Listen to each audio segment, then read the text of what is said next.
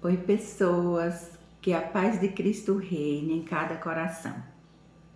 Drama, suspense, fortes emoções, grandes reviravoltas, castigo à altura do crime, atuação de Deus nas entrelinhas, sempre agindo por trás das cortinas, dentro de um cenário apocalíptico. Eu estou falando da história de Esther e o capítulo de hoje tem por tema convicção e determinação. Acompanhe até o final.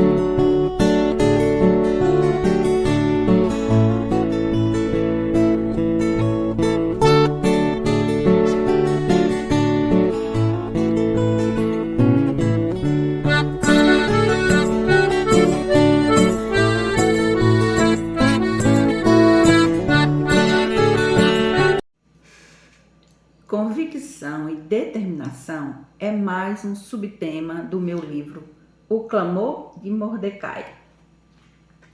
Veja, convicção e determinação. Quero compartilhar com você mais um trechinho do meu livro para comparar com a minha história de vida. Convicção e determinação. Os lugares mais quentes do inferno são reservados àqueles que, em ocasiões de crise moral, mantêm sua neutralidade. Dante, o inferno. Ter uma vida orientada pelas nossas convicções não é um tema que se ouve com frequência nesses dias. Desde os multimilionários infringindo prejuízos devastadores nos mercados financeiros e nas vidas de milhares de pessoas por meio de transações financeiras fraudulentas, aos escândalos que explodem no seio da igreja. Em todos os lugares parece que os padrões éticos que já foram no passado a base da sociedade agora são considerados no mínimo retrógrados, obsoletos, ultrapassados. Nós estamos vivendo uma crise de valores e é uma crise mundial. O conceito de convicção moral é algo relativo a ser questionado, suspeito e desafiado em vez de ser celebrado. A tolerância agora é a nova virtude, arremedada à conduta moral. Quanto mais eu estudo os conflitos ao longo da história humana, mais intrigado me torno diante das escolhas que as pessoas fazem e por que as fazem. E me pergunto, o que faz de uma pessoa um covarde ou um herói? O que faz de uma pessoa um covarde ou um herói? Um vilão ou um mocinho? Em todo conflito, há sempre três partes: os agressores, as vítimas e os espectadores. O que distingue esses três grupos é o nível de escolha que cada um possui dentro da situação. Os agressores são aqueles cuja escolha virou, na verdade, conflito. As vítimas são aquelas que possuem opções limitadas, que sofrem as consequências das escolhas feitas por outros e precisam lutar para ver pelo menos um pequeno sinal de esperança de que sua situação irá mudar.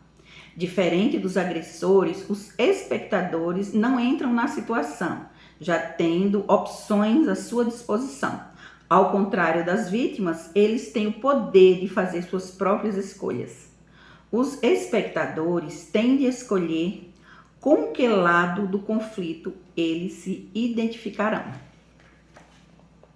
Diante disso, o que leva um espectador a fazer a escolha certa, heróica, e o que motiva outro a fazer a escolha errada, covarde. Nossa coragem, assunto que examinaremos mais detidamente no próximo capítulo, é produto de nossas convicções, as crenças que conservamos no mais íntimo do nosso ser. Eu acredito que, de modo geral, aqueles que demonstram convicções admiráveis são os que não permitem calar a voz interior dessas crenças e vivem diante de Deus com uma consciência limpa. Eles vivem em justo temor a Deus e por isso não temem o homem. Aqueles que demonstram convicções admiráveis são os que não permitem que se cale a voz interior dessas convicções. Saiba que Deus considera muito a essência. Deus olha para o coração. Deus considera os segredos do coração. E Deus destaca muito a humildade e a sinceridade.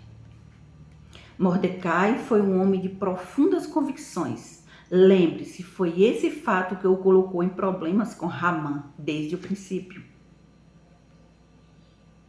Você se recorda como a recusa de Mordecai em se prostrar ao orgulho de Hamã marcou como um homem singular, um homem que não daria sequer uma polegada para a injustiça. Mordecai foi um exemplo, tanto quanto o conselheiro de Esther, como a forma que a criou, como a forma que conduzia, que agia, a prudência, a sabedoria. Você pode vê-lo agora enquanto ele caminha até a sua posição à porta do palácio, a cada manhã, mantendo resolutamente sua dignidade enquanto passa por Hamã. Imagine a cena. Ele não se prostrava diante de Hamã. E isso estava correto, não deveria se prostrar mesmo. Isso não significa que Mordecai desejava despertar o ódio de Hamã, não era o objetivo dele. Mas as pessoas que não possuem integridade são naturalmente ressentidas com aquelas que a têm. E se a história de suas decisões em vida fosse registrada, o que seria escrito ao seu respeito? O que seria escrito ao seu respeito? As convicções de Mordecai, como as de muitos outros no decorrer da história, deixaram um claro testemunho do que representa ser arraigado aos seus princípios, seja opondo-se ao que estava errado ou posicionando-se em favor do que era correto. Mordecai era uma pessoa de profunda convicção. Mas Mordecai não estava no palácio, ele não estava na posição de apelar para o rei. Esther é que se encontrava nessa posição. Mas seria ela uma pessoa determinada e convicta? Provavelmente ela admirava as convicções de Mordecai, mas teria ela algumas dessas convicções? Conforme já vimos na primeira parte da história, Esther era de um caráter muito passivo. Ela foi criada para discernir o certo do errado. Contudo, no final das contas, quem era ela realmente? Quem era a Esther da Bíblia? Sabemos que quem era Mordecai, suas atitudes deixaram bem claro desde o princípio. Mas quando a bola é passada para Esther, de repente ficamos imaginando qual será a escolha que ela fará. No momento, no instante, tudo isso emerge em função da questão sobre o que ela crê. Será que Esther conhece suas convicções? Será que nós conhecemos as nossas? Você conhece as suas? Apenas alguns capítulos atrás, você leu sobre a transformação interior de Esther e estudou sobre sua conhecida decisão: eu irei ao rei, ainda que isso seja contra a lei. Se perecer, pereci. Esther enfrentou a necessidade de escolher quando chegou o seu momento, ainda que iria ela obedecer à lei e não colocar em risco o seu relacionamento com o rei? Perderia sua imagem de doçura e suavidade e renunciaria à sua reputação por amor ao povo?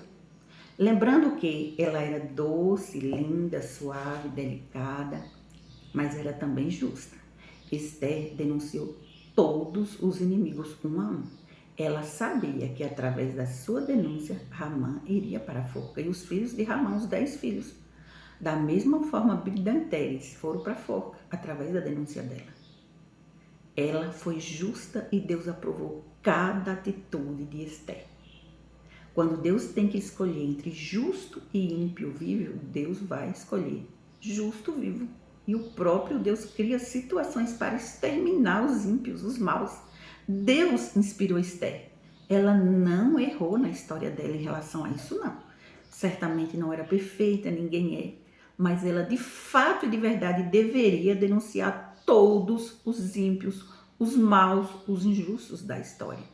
Fazia parte da missão dela e ela sabia disso. Por isso ela fez isso. Continuando aqui. Nossas convicções, ao final das contas, são demonstradas através do que estamos dispostos a fazer pelo que cremos. Depois de reconhecer a realidade da sua situação e clamar a Deus por misericórdia, antes de tomar a decisão de comparecer perante o rei, Esther precisou determinar quais eram as suas próprias convicções. Nossas convicções determinam nossas ações e nossas ações, por sua vez, determinam nosso destino.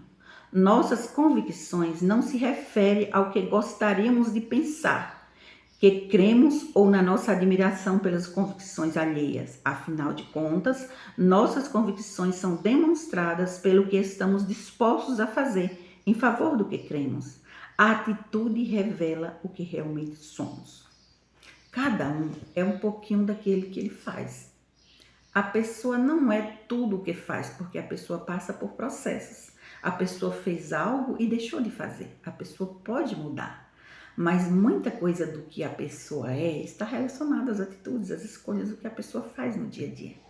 Mas Deus transforma, Deus molda, Deus muda, Deus salva, Deus liberta.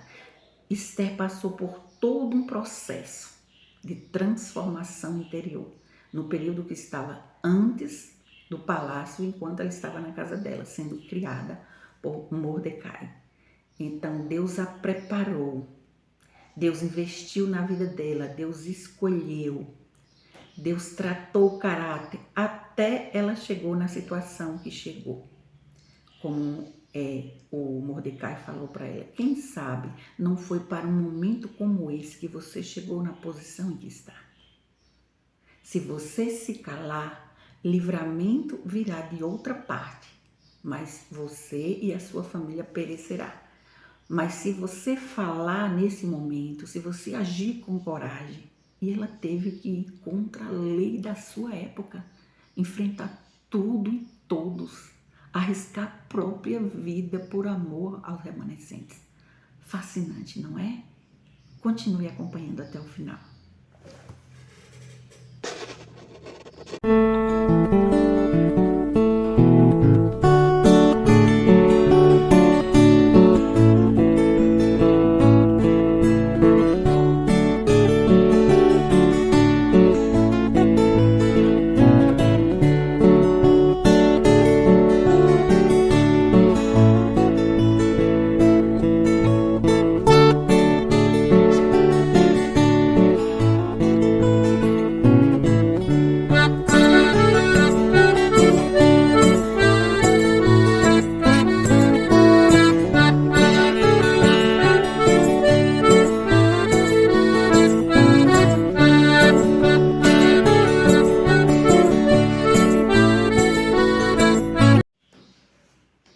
Eu dividi esse vídeo em alguns subtemas para facilitar a compreensão. Então agora eu vou compartilhar com vocês dentro do subtema o agora e o depois, inspirado em Ezequiel capítulo 37, sobre o Vale de Ossos Secos. Você quer ler comigo ou prefere ouvir a leitura? Fique à vontade, tá bom? Ezequiel 37 diz assim: o vale de ossos secos. Veio sobre mim a mão do Senhor, e ele me fez sair do Espírito do Senhor. Ele me fez sair no Espírito do Senhor e me pôs no meio de um vale que estava cheio de ossos. Me fez passar em volta deles, que eram muito numerosos sobre a face do vale, e eis que estavam sequíssimos. E me disse: filho do homem, porventura viverão esses ossos? E eu disse: Senhor Jeová, tu o sabes. Portanto, esse cenário aqui profético, o capítulo está falando de uma profecia de dupla referência. Fala sim de algo do passado, mas algo do futuro. O futuro é o hoje, é o agora, é a realidade nossa. No finalzinho dos versículos, você vai perceber que está falando para a geração escatológica. Vamos continuar a leitura. Eu agora estou no versículo 4. Então me disse: profetiza sobre esses ossos e diz-lhes: ossos secos, ouvi a palavra do Senhor. Assim diz o Senhor Jeová a esses ossos: eis que farei entrar em vós o espírito e vivereis. E porei nervos sobre vós e farei crescer carne sobre vós estenderei pele, porei em vós o espírito e vivereis, e sabereis que eu sou o Senhor. Então profetizei como se me deu ordem, e houve um ruído. Enquanto eu profetizava, e eis que fez um rebuliço, os ossos se juntaram, osso com osso. E olhei, e eis que cresceram nervos sobre eles, e cresceu a carne, e estendeu-se pele sobre eles por cima, mas não havia neles espírito. Então ele obedeceu à voz do Senhor e profetizou, ele proferiu a palavra do Senhor. Então nós devemos falar o que Deus manda falar. Mas até o momento ainda não tinha vida. Os ossos não estavam mais secos, já tinha pele, mas ainda não tinha vida. Presta atenção, tá? E ele me disse: profetiza ao Espírito, profetiza ao Filho do Homem, diz ao Espírito: assim diz o Senhor Jeová: vem dos 4 ventos ao Espírito e assopra sobre esses mortos para que vivam. Eles ainda estavam mortos. Profetizei como ele me deu ordem. Então o Espírito entrou neles e viveram, pondo-se em pé um exército grande e extremo. Então me disse: filho do homem, esses ossos são toda a casa de Israel. Isso significa todo o povo de Deus. Toda a casa de Israel é todo o povo de Deus aqui. Eis que diz: os nossos ossos secaram e pereceu a nossa esperança. Nós mesmos estamos cortados. Aqui é uma realidade de tristeza, morte e desesperança. Eles estavam se sentindo assim, mortos espiritualmente falando, sem vida e sem esperança. Versículo 12.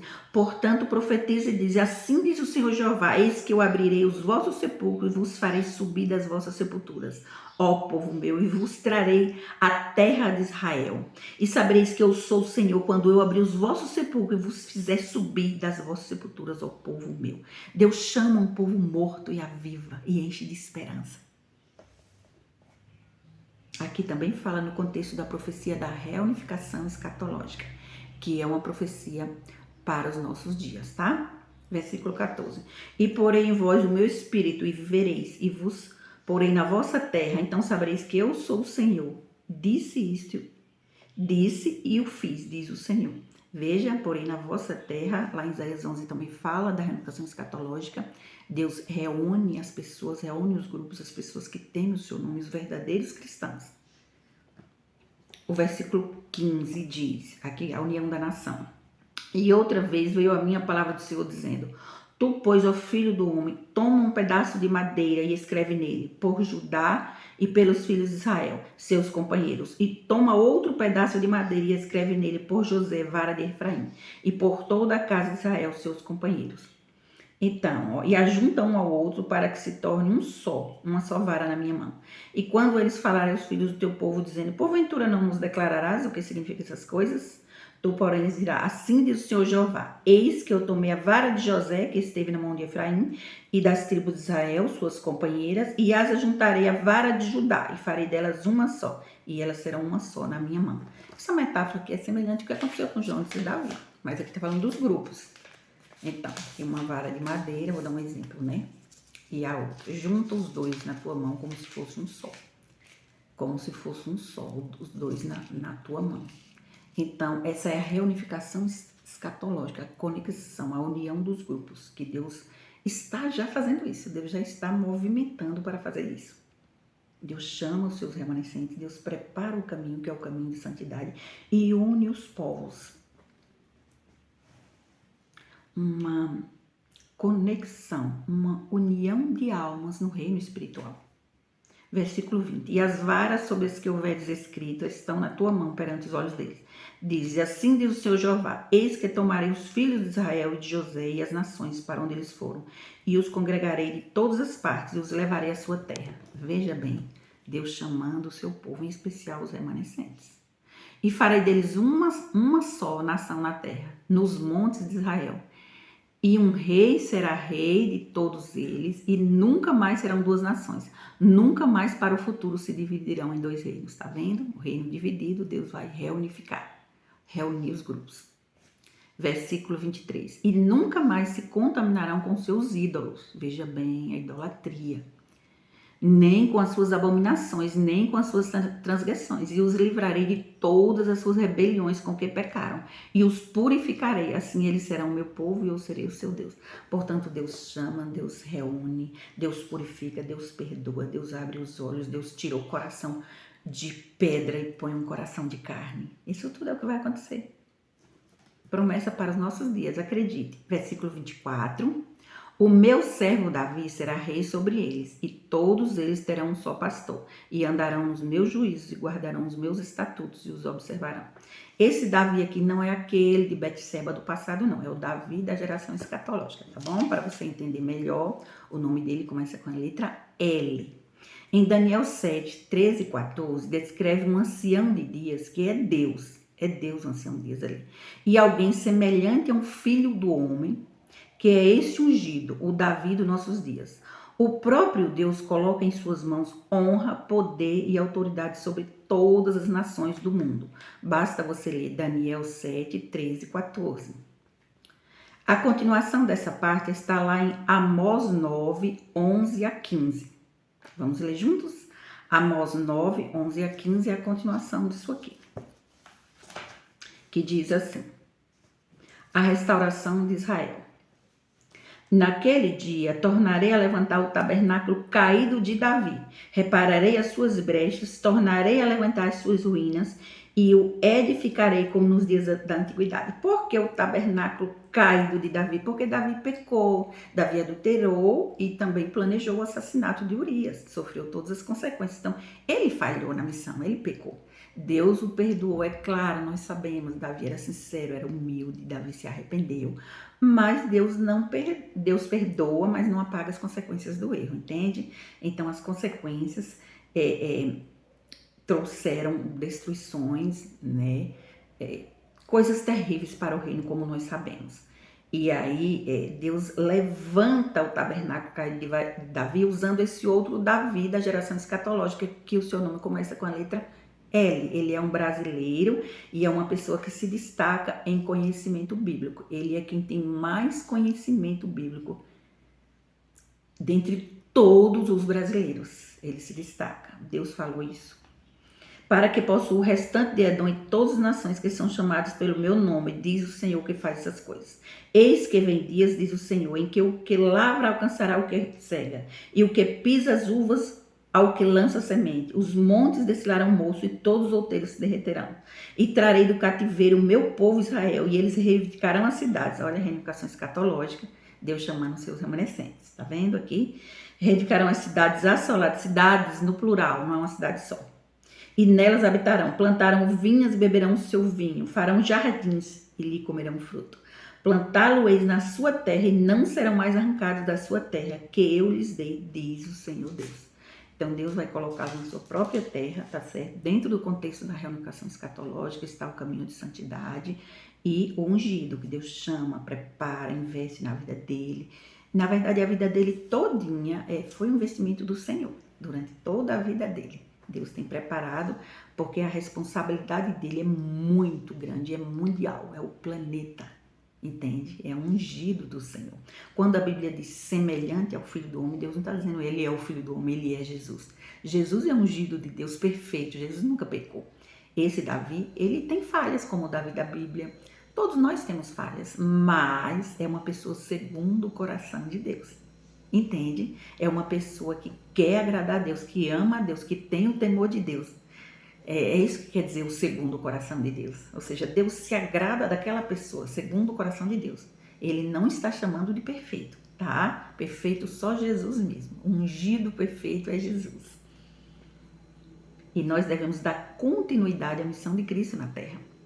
Versículo 25 de Ezequiel 37. E habitarão na terra que dei ao meu povo Jacó, olha de novo a revocação escatológica, em que habitaram vossos pais, habitarão nela, ele e seus filhos, os filhos dos seus filhos, para sempre. E Davi, o meu servo, será o príncipe eternamente. Quem é Davi? Esse da geração escatológica, ele mesmo. Pode chamar de Davi, ele é o Davi. Eu chamo de Davi, ele já sabe que eu estou falando dele. Para não falar o nome, que eu acho melhor evitar, assim, expor tanto a pessoa falar o nome. Para evitar inveja, para evitar problemas. Mas ele sabe que é ele. Versículo 26. E farei com eles uma aliança de paz. Aliança de paz, como Jonatas e Davi. Uma aliança perpétua, inquebrável, tá? Inquebrável. Vai ter que me aguentar. Eu os estabelecerei e os multiplicarei e porei o meu santuário no meio deles para sempre. Deus vai multiplicar. O projeto Pequena Luz é um projeto multiplicador. 27. E o meu tabernáculo estará com eles, e eu serei o seu Deus, e eles serão o meu povo. 28. E as nações saberão que eu sou o Senhor, que santifico a Israel, quando estiver o meu santuário no meio deles para sempre. Isso que é promessa. É palavra de esperança, promessa de avivamento para os nossos dias. Acredite, para os nossos dias. Aqui está falando do avivamento que eu tanto falo para vocês. Eu fiz aqui esse texto para encerrar esse tema. O agora e o depois. Esperança no vale. Ezequiel 37 fala da promessa de Deus de trazer restauração e redenção para o seu povo. Essa promessa é para a igreja e para o mundo todo. Profetize aos quatro ventos significa aos poderes governamentais. Metaforicamente falando, porque aqui fala dos 4 pontos cardeais, os 4 ventos. Profetizar é prever, dizer antecipadamente o que há de suceder, o que eu estou fazendo agora aqui. Os ossos sequíssimos significa que havia muito tempo que a vida já deixara aqueles corpos. A palavra vale aqui pode ser visto como confusão, infelicidade, desgraça. Desgraça aqui não é um palavrão, eu nem gosto de usar essa palavra, sabia? Mas não é um palavrão. É a pessoa sem a graça de Deus, desgraça, sofrimento, sem esperança. Vale também representa dificuldades. O povo de Israel tinha abandonado a Deus para seguir falsos deuses e tinha se dedicado a praticar coisas que eram erradas. Como não se arrependeram nem mudaram de vida, receberam o castigo que mereciam. Agora, diante da devastação, eles reconheceram seus erros, mas perderam a esperança. A escravidão era a sua nova realidade e eles se sentiam mortos, como ossos secos. Era o fim. Mas a visão que Deus deu a Ezequiel era uma mensagem de esperança. Os israelitas tinham pecado, mas agora tinham se arrependido e voltado seus corações para Deus. E Deus tinha compaixão do seu povo. A esperança do povo tinha secado, mas Deus mostrou que ele tinha o poder para lhes devolver a vida. Ele prometeu restaurar, abençoar, avivar e levá-los de volta para a sua terra. A morte e a devastação iriam ser transformados em vida e bênção. É o que vai acontecer. Agora vou ler o versículo que foi pronunciado pelo Deus da avivar. Está em Ezequiel 37:14. Porei o meu espírito em vocês, e vocês viverão. E eu os estabelecerei em sua própria terra. Reunificação escatológica. Então vocês saberão que eu, o Senhor, falei e fiz. Palavra do Senhor, do Deus vivo e verdadeiro, do Deus da avivar.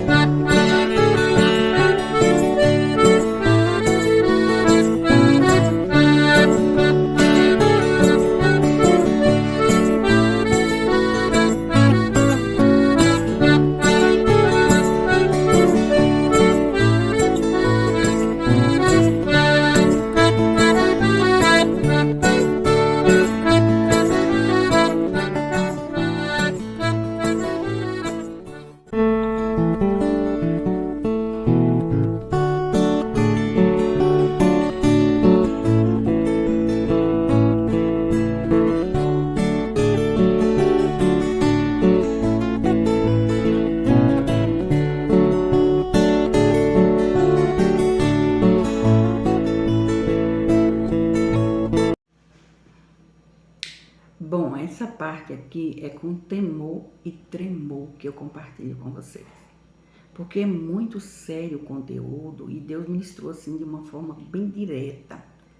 Eu creio que Deus ele já está indignado diante de essa situação que ele já confirmou, já provou que é ele. Mesmo assim tem gente que tenta de alguma forma apontar o dedo e acusar a mim. Como se eu tivesse um martelo nas mãos, como se eu pudesse dar a última palavra. Gente, eu não posso retirar ninguém do lago de fogo. Não tem como. E nem jogar ninguém lá. Não está em minhas mãos, eu não posso dar a última palavra. Eu apenas compreendo o que acontece, Deus me dá o discernimento, Deus enxerga através de mim. Deus enxerga através da menina dos seus olhos, da pupila dos seus olhos. Deus enxergava através de Moisés. Portanto, a pupila dos olhos de Deus, menina dos olhos, representa uma pessoa que Deus guarda com muito zelo e que compreende, que tem um discernimento espiritual. Entender é diferente de ter o poder nas mãos para jogar no lago ou tirar do lago. Entende isso? Eu não posso dar a última palavra. Então, vou compartilhar aqui esse texto com muito temor no coração, porque o conteúdo é muito, muito grave. Mas Deus ministrou. Escreva e leia e grave no vídeo. Então, eu preciso obedecer. Presta atenção, vou tentar ler até devagar, porque é muito sério o conteúdo. Os pastores brasileiros devem prestar atenção, orar, jejuar, buscar confirmação do Senhor, porque Deus ministrou isso para mim. O tema é Entenda o Juízo Divino. O amor incondicional de Deus nos diz que ele ama o diabo? Uma pergunta. O amor incondicional de Deus nos diz que ele ama o diabo?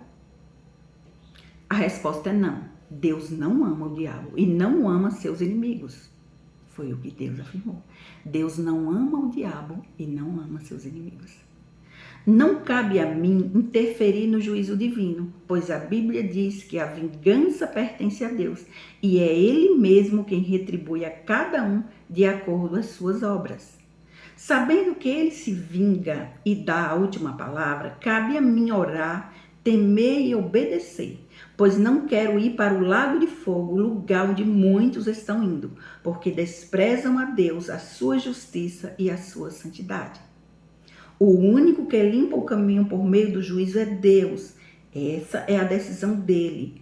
Sem o juízo divino, toda a terra seria destruída e não sobraria nada vivo. Se não fosse essa intervenção de Deus, se não fosse o juízo divino, não sobraria nada vivo. O mundo está um caos, está entrando em colapso. A sociedade está entrando em colapso. Essa é a verdade. Por causa dos escolhidos, esses dias estão sendo abreviados por Deus. O que aconteceu até agora é só o começo. Deus está determinado a ir até o fim e a aniquilar a maldade da terra. Eu falo isso com temor e tremor, acredite. E Ele é o único que pode fazer isso. É importante salvar esta mensagem, pois Deus quer deixar isso bem claro. Sábado, no dia 22/7/2023, Deus ministrou que eu deveria colocar na minha página do Facebook os seguintes dizeres. Está lá na página. Quando a afronta é contra a fé, Deus toma para ele mesmo e responde à altura. Deus não gosta de ser desafiado. Por ser o Criador de todas as coisas, ele tem o direito de dar a última palavra. Deus não deixará nenhum desafio sem resposta. Se alguém acredita que pode derrotar o próprio Deus, poderá ter um fim igual o de Golias. Além de ter sido derrotado, foi morto e humilhado em público. Só apareceu na história para promover a Davi. Davi ergueu a cabeça de Golias como um troféu. É exatamente este tipo de vitória que Deus dará a todos os seus amigos da geração escatológica. Lembra daquela parte que eu falei? Deus falou assim: eu vou tratar meus amigos como amigos e inimigos como inimigos. Eu vou continuar tratando os amigos como amigos e inimigos como inimigos. Quem se coloca como inimigo de Deus, quem tenta derrotar Deus e o seu povo, Deus enxerga como inimigo e Deus não ama os seus inimigos. Ele deixou claro.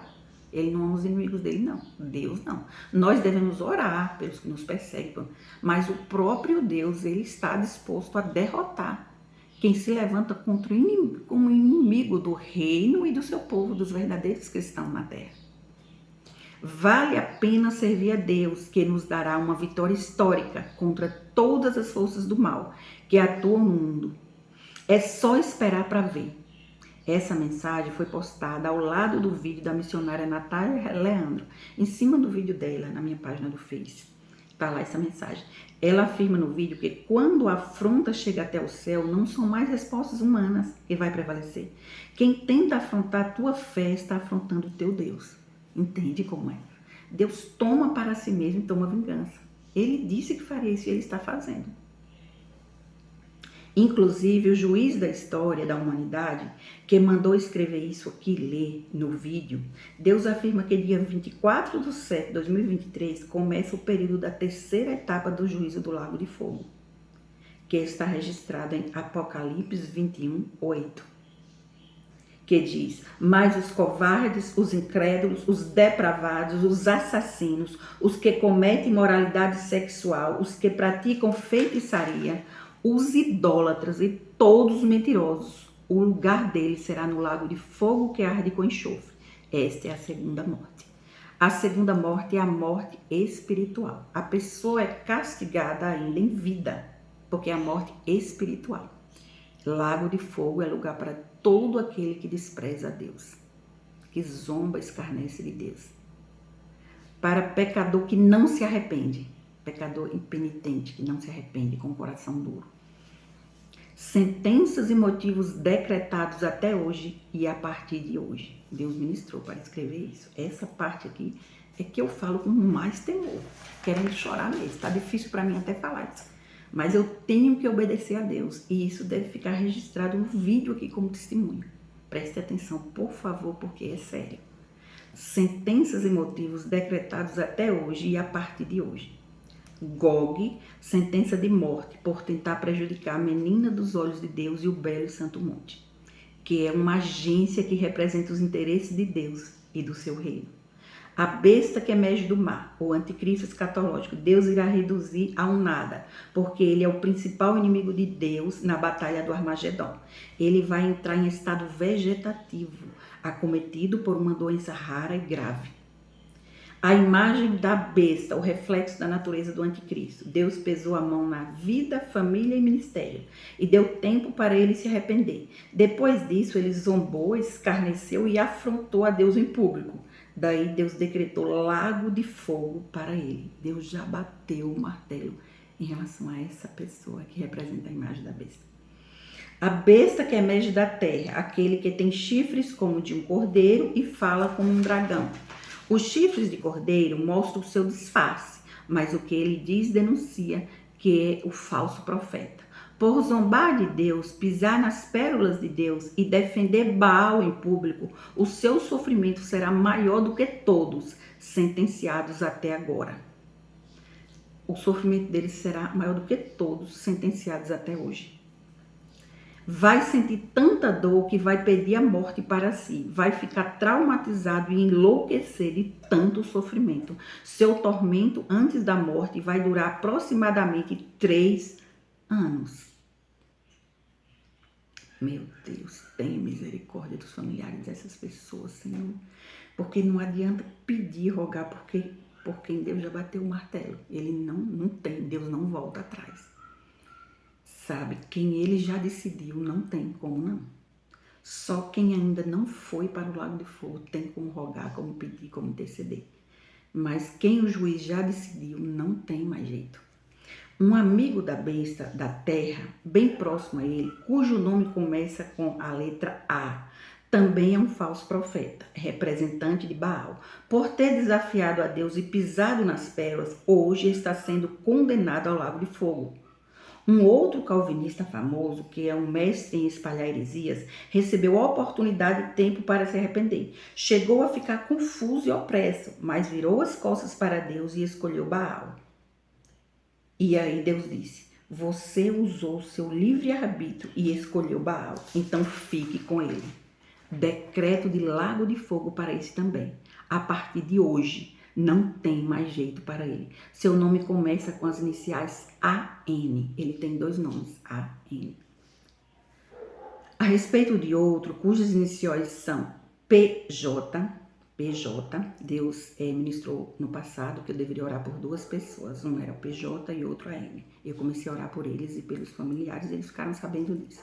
Esse PJ, Deus ainda não decretou lago de fogo para este, porque afirmou que ele teve o cuidado com as palavras, evitou desrespeitar, demonstrou um certo temor diante de tudo o que está acontecendo e até mesmo uma certa afinidade, o que sensibilizou Deus.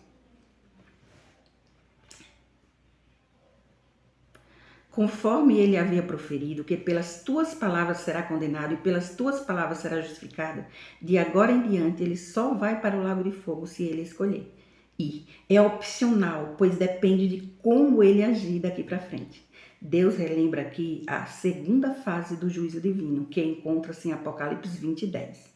Lembra? Eu falei sobre a segunda fase do juízo dos estudos? Apocalipse 20:10. E o diabo que os enganava foi lançado no lago de fogo e enxofre, onde está a besta e o falso profeta. E de dia e de noite serão atormentados para todo sempre. A segunda fase foi o período que Deus lançou um desafio para Baal. Se Baal é Deus, retira as duas bestas do lago de fogo. Se ele é Deus, ele vai ter que retirar as duas bestas do lago de fogo. Porque para esses, Deus já revelou o tipo de tormento e de sofrimento. A besta que emerge do mar e a besta que emerge da terra. Em relação a PJ, eu quero aqui deixar algumas palavras que o próprio Deus ministrou ao meu coração. Antes de começar a gravar esse vídeo aqui, hoje cedinho, Deus colocou novamente no coração para orar por ele. Por essa pessoa iniciais, PJ, para orar por ele, para clamar por ele. E Deus se mostrou sensibilizado em relação à oração que ele fez, no secreto. Ele orou no secreto com sinceridade, abrindo o coração para Deus, através dos seus argumentos, buscando em Deus, para Deus falar com ele. Então, assim, diante da sinceridade, da busca sincera, sensibilizou Deus e Deus ministrou para mim, ore por ele, fale isso no vídeo. É para ele entender que isso é verdade, que ele deve buscar, olha, deixe os livros calvinistas de lado em nome de Jesus e leia diretamente na palavra, na Bíblia. Continue orando com sinceridade, porque o próprio Deus ministrou a não bater o martelo em relação a essa pessoa. Ou seja, depende de como ele agir daqui para frente. E Deus também reparou o cuidado que ele tem e teve ao pronunciar as palavras com esse cuidado para não ferir, não magoar, não ofender a menina dos olhos de Deus. Então, ter essa sensibilidade, da mesma forma que Deus não permite um cisco na menina dos seus olhos, Deus considera quem tem zelo, amor e carinho por ela. Porque dá para notar que é uma pessoa frágil e que teme a Deus, é amiga de Deus. Então, diante disso, mostrou sensibilidade, uma certa afetividade em ter esse cuidado. Deus considerou isso, porque pelas tuas palavras será justificado e pelas tuas palavras condenadas. E afirma, ele não bateu o martelo, ou seja, ele não decidiu o lago de fogo para essa pessoa, mesmo estando em meio a muitos calvinistas, né? Eu nem sei se ele é realmente tão calvinista assim, porque tem gente que praticamente se converte a Calvino, acredita mais em Calvino do que na Bíblia, do que, né? Muita gente é assim. Eu não sei se ele é assim. Esses detalhes Deus não revelou para mim, só ministrou para orar e ministrou para mim, continue orando por ele. Eu estava orando antes de gravar esse vídeo. PJ, acredite, eu estava orando por você, vou continuar orando, me comprometo, continuar orando por você e pela sua família. E o meu conselho para ti hoje é esse: deixa de lado os livros calvinistas, todos. Leia a Bíblia e ore, continue orando com sinceridade. Quando for diante de Deus, se ajoelhe, ore com sinceridade, abra o teu coração e continue pedindo, Deus, fale comigo, continue a falar comigo. Você vai ouvir a voz suave do Espírito Santo de Deus falando no teu coração. Deus é amigo, Deus é o oposto do que o calvinismo ensina. Totalmente diferente, é um Deus amigo, sensível, perdoador.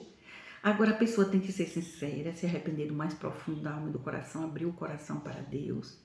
Bem-aventurados que choram, porque serão consolados. Pode chorar na presença do Senhor. Orar com sinceridade. Deus ouviu a tua oração e ministrou para mim o que você estava orando. Ele ministrou para mim e ainda ministrou. Ore por ele, porque a oração de um justo pode muito em seus efeitos. Saiba que diante de todos esses que Deus citou o nome aqui, você é o único que Deus não bateu o martelo para lago de fogo. Portanto, que você receba em nome de Jesus alívio do Senhor, respostas do Senhor, paz de espírito, alegria de alma, que a tua alma seja leve, que Deus te abençoe, a você e a sua família, em nome de Jesus. Vou continuar orando por ti, tá bom? Vou sim, eu me comprometo. Então, vamos continuar aqui. As duas bestas são os dois principais representantes de Baal na terra. Ambos são calvinistas. Ambas as bestas são calvinistas. Você entende a gravidade do assunto? Uma besta mora em Irecê e outro bem longe de Irecê. Ainda em relação ao juízo divino, Deus falou que aquela pessoa que estava apresentando dificuldades com o orgulho, que é um dos amigos de Deus, pois é um dos avivalistas, ele ainda está apresentando a mesma dificuldade. E Deus acrescentou que tem gente que idolatra ele, que praticamente adora ele. Sobre isso eu gostaria de falar o seguinte, em um vídeo eu escrevi conselhos com o tema o orgulho, porque Deus havia ministrado ao meu coração que um dos avivalistas, dos amigos de Deus, e Deus fez questão de me orientar, aconselho com respeito, não colocar o nome dele, eu não falei nem o nome, nem iniciar o nome, nem vou falar. Ele é um dos amigos de Deus, um dos 4 avivalistas, um ungido do Senhor, mas tem dificuldade com orgulho. Eu aconselhei no vídeo. Deus ministrou que ele continua com a mesma dificuldade. Diante disso, eu quero falar que é a minha decisão. Eu não vou mais aconselhar essa pessoa. Até porque fica constrangedor. Tem gente que não gosta de conselho. Tem gente que não quer ouvir. E eu creio que Deus pode levantar pessoas da família, outras pessoas próximas para aconselhar ele. Ou ele mesmo para fazer uma autoanálise, não sei. Mas o próprio Deus me falou que ele permanece com a mesma dificuldade. Ou seja, não mudou nada o conselho. E eu fiz o conselho com temor, preocupada, para não ser dura demais, que eu reconheço a minha dificuldade de às vezes repreender com dureza em relação aos adultos. Com criança eu tenho uma paciência de Jó, mas com adulto eu penso assim, adulto faz porque quer. Adulto insiste no erro porque quer, então às vezes eu uso de mais dureza. Sei que é errado, reconheço essa minha falha e oro a Deus pedindo ao Senhor, Deus, eu quero exortar, aconselhar sempre com doçura e amor, da mesma forma que eu gosto de ser tratada, porque qualquer coisa eu choro assustada, então eu não posso repreender com dureza. Então eu escrevi aquele texto com temor sem querer ofender. Coloquei o vídeo, fiz e Deus ministrou agora, ele continua com a mesma dificuldade. Falo, Senhor, em nome de Jesus, procure outras pessoas para aconselhar, porque eu não quero continuar aconselhando, a não ser que ele me peça. Se ele me pedir conselhos, eu vou aconselhar. Se não pedir, eu vou continuar só orando. Isso aí eu vou continuar, me comprometo, mas eu não vou continuar, é constrangedor, né? A pessoa insistir em aconselhar, muitas vezes a pessoa não está querendo. Tem gente que não diz com as palavras, mas com as atitudes mostra assim, eu estou te pedindo conselho, com as atitudes. Tem gente que mostra isso, não é verdade? E é constrangedor. Então, a palavra de Deus diz, minha é vingança, eu retribuirei, diz o Senhor. Quem é que toma vingança? É Deus. Eu não estou fazendo isso, entenda. Eu sou apenas um instrumento, é como Moisés ia, falava para o faraó ficava com raiva de Moisés, porque eles eram amigos e foram criados juntos. E Moisés ia, falava das 10 pragas, tentava abrir os olhos e pensava que era, mas não era. Da mesma forma acontece hoje. Eu sou uma amiga de Deus, um instrumento do Senhor e falo em nome de Deus. Então, quando eu falo foi Deus, é Deus mesmo. Eu tenho temor de Deus, eu não tenho motivo para inventar esse tipo de coisa, você entende? Olha para mim, olha com sinceridade. Você acha que eu inventaria isso? Esse texto que eu escrevi com temor. Às vezes eu choro, orando a Deus, eu choro, eu peço a Deus, Deus tenha misericórdia. Eu só não oro por quem Deus já jogou no lago de fogo, porque é a sentença, não adianta mais. Mas qualquer um que está fora ainda eu oro, eu aconselho, se quiser ouvir meus conselhos, se quiser a minha ajuda. Deus, ele ministra o nome de pessoas para me orar, sabe? Eu sinto dó dos que já estão condenados. Eu sinto dó, pena. Mas não tem como. Você compreende isso? Eu vou continuar orando, eu me comprometo a orar. Inclusive, nesse vídeo aqui no finalzinho eu vou orar mais, tá bom? Para incentivar mais o povo. Não é para substituir o teu momento de oração, o teu momento do teu secreto com Deus, não. É para incentivar a orar mais. E quem não estava fazendo isso, começa a fazer. Quem nunca fez, começa a fazer. De alguma forma, é um estímulo para o povo orar mais. Orar em um vídeo, tá bom? Continua acompanhando até o final, que ainda não acabou o capítulo de hoje.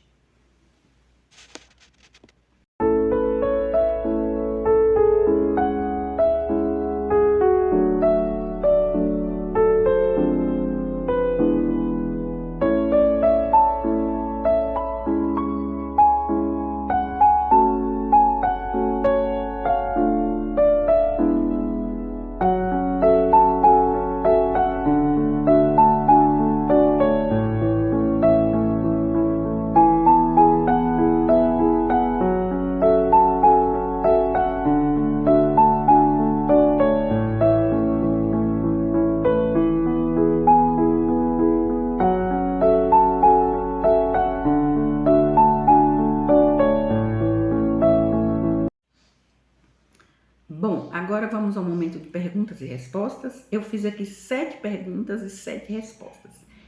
As perguntas, muita gente tem dúvidas em relação a isso aqui. Eu sei que tem, da mesma forma como eu sei os segredos do coração de muita gente que Deus me revela. Então eu sei que tem gente que tem essas dúvidas. E muitas vezes mora distante, não dá para me perguntar, não tenho contato direto.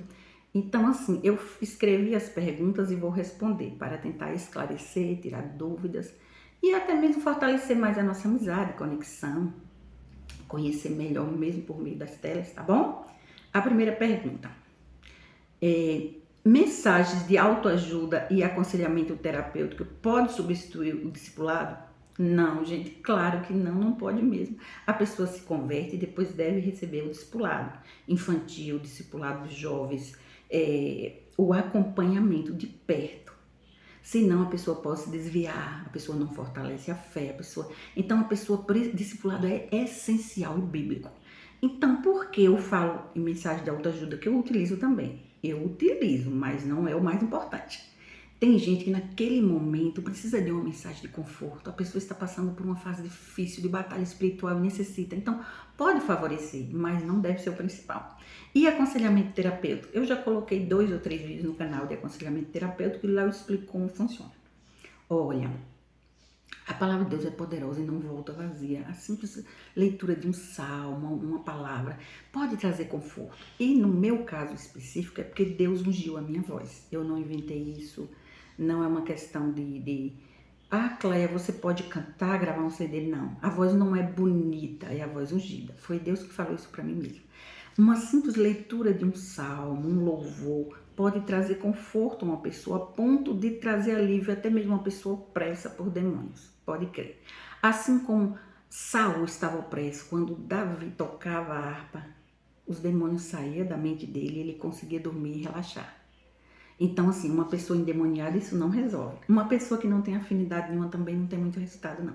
Quem não tem afinidade não vai nem querer ouvir o aconselhamento terapêutico. Vai ter resistência, não vai querer ouvir. Mas quem tem uma certa afinidade, se você ouvir com atenção, você vai perceber isso. As palavras, os salmos, o louvor, a adoração a Deus, ministrada pela voz de uma pessoa ungida por Deus, que Deus ungiu a minha voz. Eu sou escolhida do Senhor. Não falo isso para me exaltar, não. Eu tenho o temor de Deus. Eu estou falando a verdade, o que Deus ministra para mim mesmo. Eu sou escolhida do Senhor, a menina dos olhos de Deus, ungida. Deus ministrou 12 promessas para mim, que já foi revelado. E Deus ministrou para mim que ungiu a minha voz. De fato e de verdade, serve como uma terapia. Mas tanto a autoajuda como o aconselhamento terapêutico, ele não pode substituir o discipulado, tá bom? O discipulado é o principal.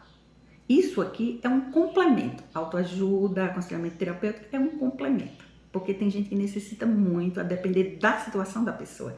E naquele momento ajuda. É diferente de substituir. Entende? O discipulado é o principal.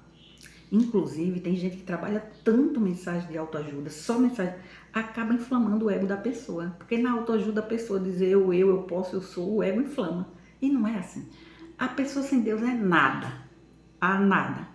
A pessoa com Deus pode saltar muralhas. Então, Deus é tudo. A pessoa deve esvaziar de si mesma e confiar em Deus. E a autoajuda é muito ego. Tem muita gente que fica orgulhoso de tanto trabalhar essa autoajuda. Então, e incentivar só isso. A pessoa pensa que é o tal ou a tal, que fica ouvindo, como tudo acontece na mente. Então, assim, com Deus eu sou maioria, com Deus eu venço. Pode ser uma pessoa sozinha, com Deus. Então, é Deus quem faz a diferença. Tudo é Deus, tudo vem de Deus. Entende? Então, não é a pessoa, é Deus. Mas Deus, ele fortalece, ele abençoa. Uma pessoa confia tanto em si mesma de forma exagerada, para de confiar em Deus e confia no seu ego. Aí o seu Deus passa a ser o seu próprio ego. É aí que entra o perigo do orgulho. Vai inflamando, e a pessoa passa a não ouvir mais ninguém, não querer saber de conselho de ninguém, porque ele sabe, ele pode, ele acontece, ele. Então é perigoso exagerar, precisa buscar um equilíbrio. Você pode trabalhar com autoajuda, aconselhamento terapêutico, busca um equilíbrio. O principal é a palavra de Deus, o discipulado, a oração e o jejum. Tá certo? Pergunta número 2. Exatamente quando vai começar o processo de tortura física e mental das duas bestas? Resposta: não sei. Não sei. O tempo não foi revelado. Foi revelado o mês da morte de Gog. Em relação ao mês da morte de Gog foi revelado, mas Deus deixou opcional. Se eu quiser falar, eu posso. Se eu não quiser, eu não tenho assim uma obrigação de ter que falar o mês. Porque dói em mim, eu sofro com isso e eu não vou falar o mês. Só se Deus ordenar. Ele não ordenou. O mês da morte de Gog foi. E o sofrimento das duas bestas, quando começar, vai aumentar cada vez mais. O sofrimento físico, porque a tortura mental, eles já... Inclusive a besta da terra, Deus ministrou para mim. Ele faz os vídeos, mas por dentro sente um vazio, um sofrimento, uma angústia, dúvidas. Demônios atormentam a mente dele. Tenta o máximo possível não demonstrar. Ele tem chifre como de cordeiro, ele consegue disfarçar. Mas a angústia e o sofrimento de ambas as bestas, no sentido mental, já está acontecendo de forma muito grave e intensa. E a tortura física, quando começar, vai aumentar cada vez mais, que é esse tipo de enfermidade que Deus ministrou. Pergunta número 3. Você acha que é possível algum calvinista ser salvo? Sim. Aquele que confessa e deixa alcançará misericórdia. Uma pessoa em qualquer seita, qualquer ideologia, qualquer engano, se a pessoa se arrepender, é evidente, assim como um satanista, como uma bruxaria, qualquer coisa, qualquer situação, qualquer seita, se a pessoa se arrepender do mais profundo da alma e do coração e abandonar essas práticas, aceitar Jesus, então a pessoa pode sim ser salva. Quarto, Apocalipse capítulo 21 se cumpre no céu ou na terra? Na terra, representa a teocracia. Apocalipse 21 é a mesma pedra, é o governo teocrático, é a teocracia.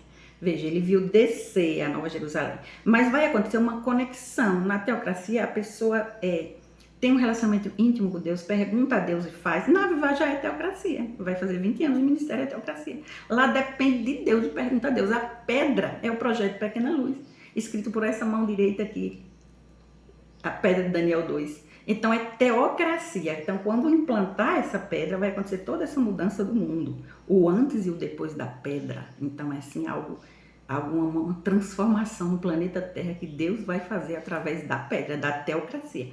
É como se fosse assim, Deus está reivindicando o governo dele, já que o homem tem falhado tanto. Ele voltando mais ou menos semelhante ao jeito do rei Davi daquele tempo, que era teocracia mesmo.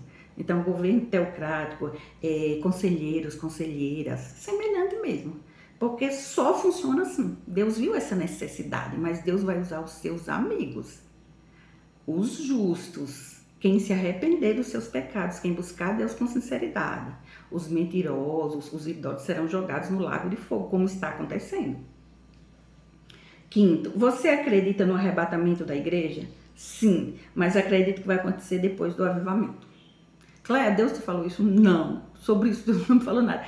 É o meu ponto de vista só. Eu acredito no arrebatamento e acredito que vai acontecer depois desse grandioso avivamento. Eu creio assim. Questão do ponto de vista, opinião pessoal, tá bom?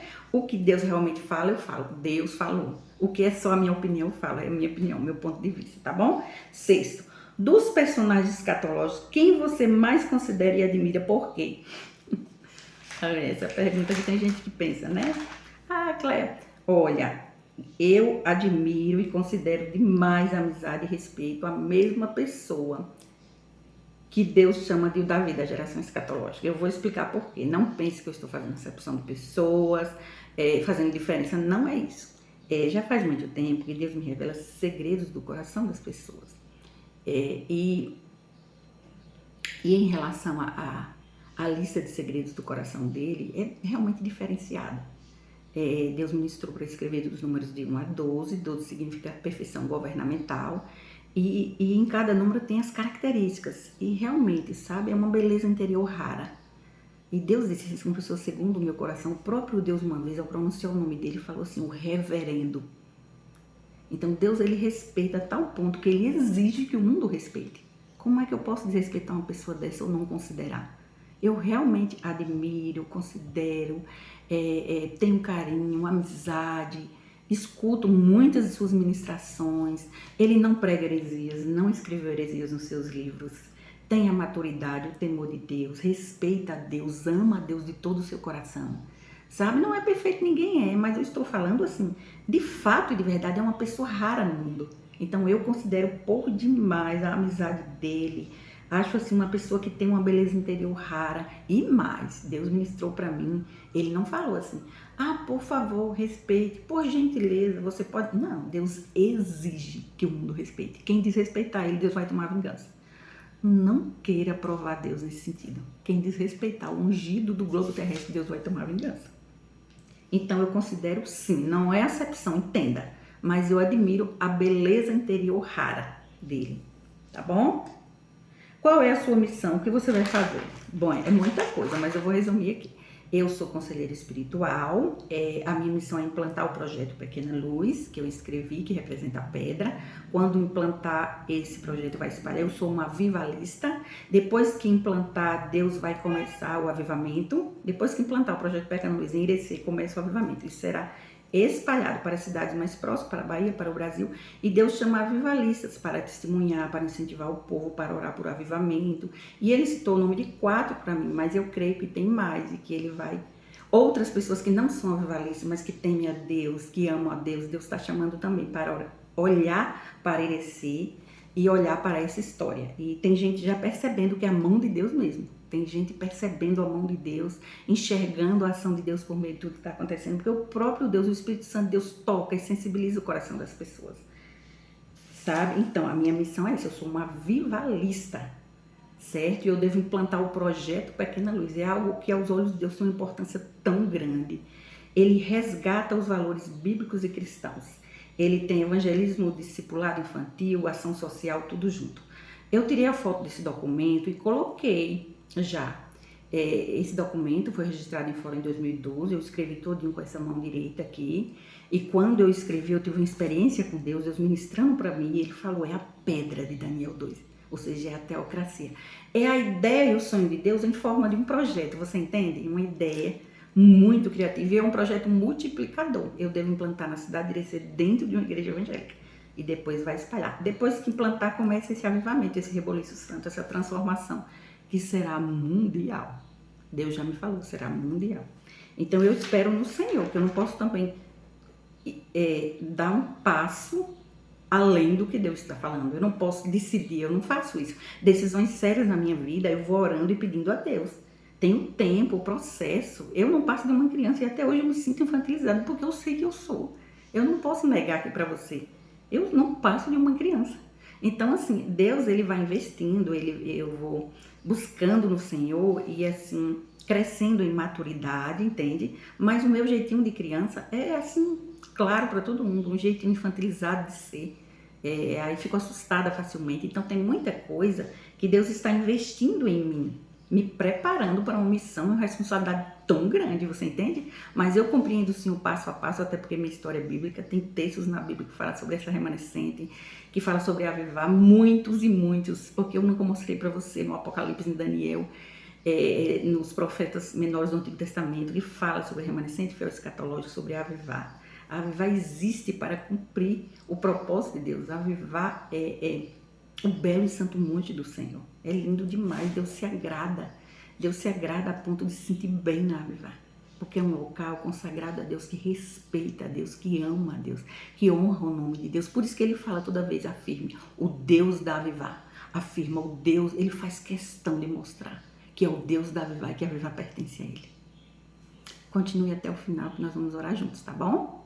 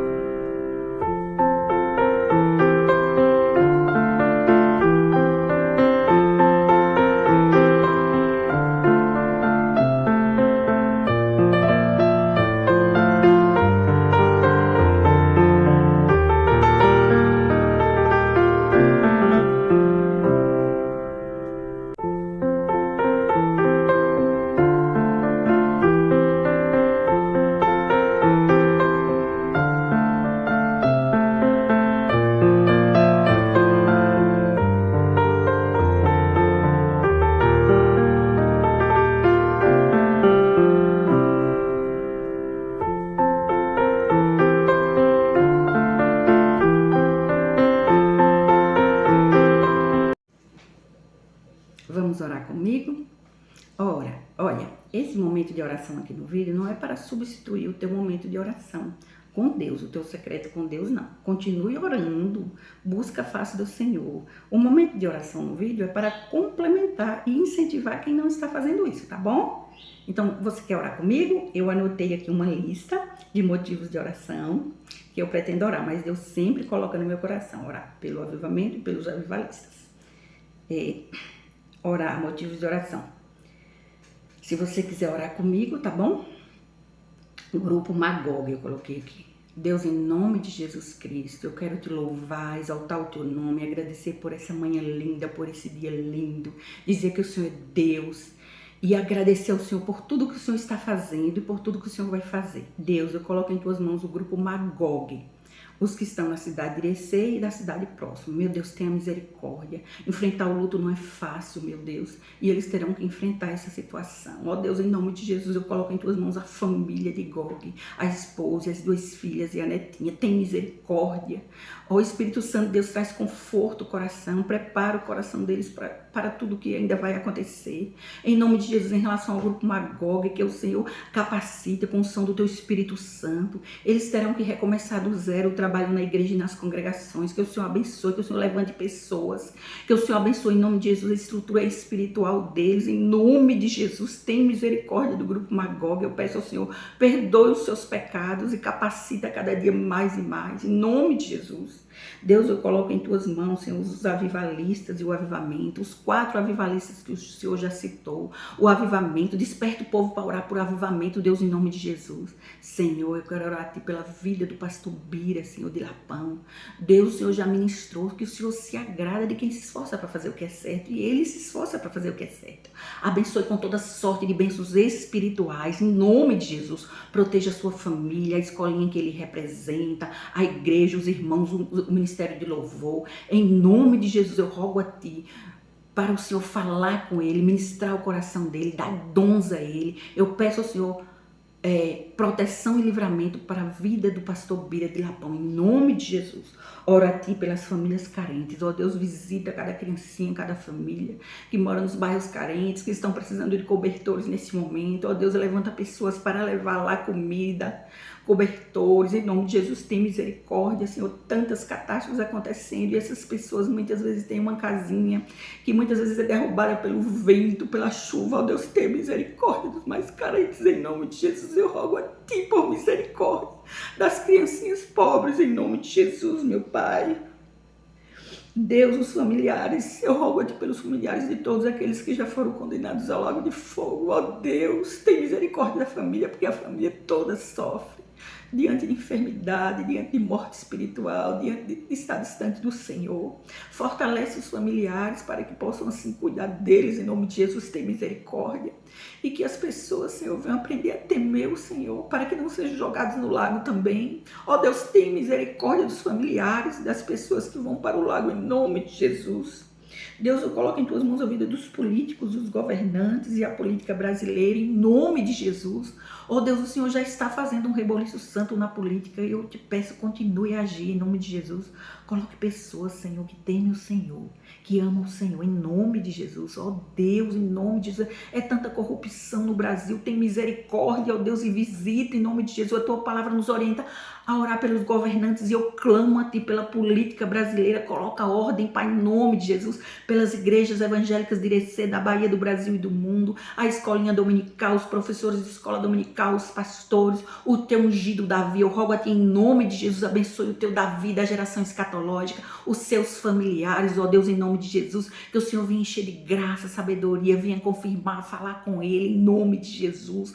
Continue dando discernimento e sabedoria ao Teu servo, livra de todo mal e abençoe com toda sorte de bênçãos espirituais. Abençoe os 4 ungidos que o Senhor citou o nome, os seus familiares, em nome de Jesus. Ó Deus, abençoe os Teus avivalistas, em nome de Jesus. Deus, eu quero Te agradecer por esse momento maravilhoso na Tua presença santa. Desperta o coração, Senhor, dos Seus servos. Eu oro a Ti também por PJ. Em nome de Jesus, abençoe a vida dele, dos seus familiares. Em nome de Jesus, eu não quero citar o nome, mas o Senhor conhece. O Senhor conhece, ó Deus, responde a oração dele. Ó Deus, fala com ele, conforme ele tem pedido ao Senhor. Fala ao coração dele, fala através da tua palavra. Em nome de Jesus, perdoe os seus pecados, purifica, Pai, em nome de Jesus. Continue a derramar o teu amor sobrenatural, sensibiliza os corações para a honra e glória do teu nome. Eu te louvo, eu te agradeço, eu te exalto e eu afirmo aqui diante de todos que o Senhor é o Deus perfeito, Deus da Avivá, o Criador dos céus e da terra, um Deus amigo, justo. Ó Deus, o Senhor é extremamente fofo, não existe um Deus igual ao Senhor, o único Deus vivo e verdadeiro, e Baal é um derrotado, Baal é um Zé Ninguém, e que Baal merece realmente o lago de fogo para toda a eternidade. Baal é um derrotado e o Senhor é Deus vivo e verdadeiro, o Deus da Avivá, o Deus da minha vida, o Deus de Abraão, Isaac e Jacó. E o Senhor merece ser adorado, exaltado, glorificado. Eu te adoro na beleza da tua santidade. Em nome de Jesus, amém. Vai um coraçãozinho para Deus e para todo aquele que teme ao Senhor. Agora eu vou lavar aqui o meu rosto e vou para avivar. Deus abençoe, até breve.